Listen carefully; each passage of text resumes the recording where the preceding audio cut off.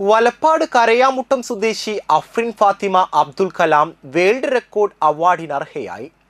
ചെന്നൈയിൽ വെച്ച് നടന്ന അബ്ദുൽ കലാം വേൾഡ് റെക്കോർഡ് അവാർഡാണ് കരയാമുട്ടം അൻസാർ രഹന ദമ്പതികളുടെ മകൾ അഫ്രിൻ ഫാത്തിമയ്ക്ക് ലഭിച്ചത്. കേരളത്തിൽ ആദ്യമായി നടന്ന ഭിന്നശേഷി കുട്ടികളുടെ സൗന്ദര്യ മത്സരത്തിലെ കേരള വിന്നറായിരുന്നു അഫ്രിൻ ഫാത്തിമ. മുഖ്യമന്ത്രി ഉൾപ്പെടെ ഒരുപാട് പ്രമുഖ വ്യക്തികളുടെ ആദരവുകളും അഫ്രിന് ലഭിച്ചിട്ടുണ്ട്. കലാഭവൻ മണി പുരസ്കാരം പ്രശസ്ത സിനിമാ താരങ്ങളായ മോഹൻലാൽ, ബിന്ദു പണിക്കർ, ജോജു ജോർജ് എന്നിവർ ചേർന്ന് അഫ്രിൻ ഫാത്തിമയ്ക്ക് നൽകിയിരുന്നു. രാഷ്ട്രപതിയുടെ ആദരവ് അഫ്രിനെ തേടിയെത്തിയിട്ടുണ്ട്. പൂമ്പാറ്റ കലാകൂട്ടായ്മയിലൂടെയാണ് അഫ്രിൻ ഫാത്തിമയെ പുറം ലോകം അറിഞ്ഞു തുടങ്ങിയത്. അഫ്രിൻ ഫാത്തിമ കഴിമ്പ്രം VPM SNTP സ്കൂളിലെ വിദ്യാർത്ഥിനിയാണ്. തളിക്കുളം BRC ടീച്ചർമാരുടെ പിന്തുണയും അഫ്രിന് കൂട്ടായുണ്ട്. ഇസ്മായിൽ കൊണ്ടാംപുള്ളിയുടെ അതിജീവനം എന്ന ചാനലിന്റെ ആദ്യ അവതാരിക കൂടിയാണ് അഫ്രിൻ.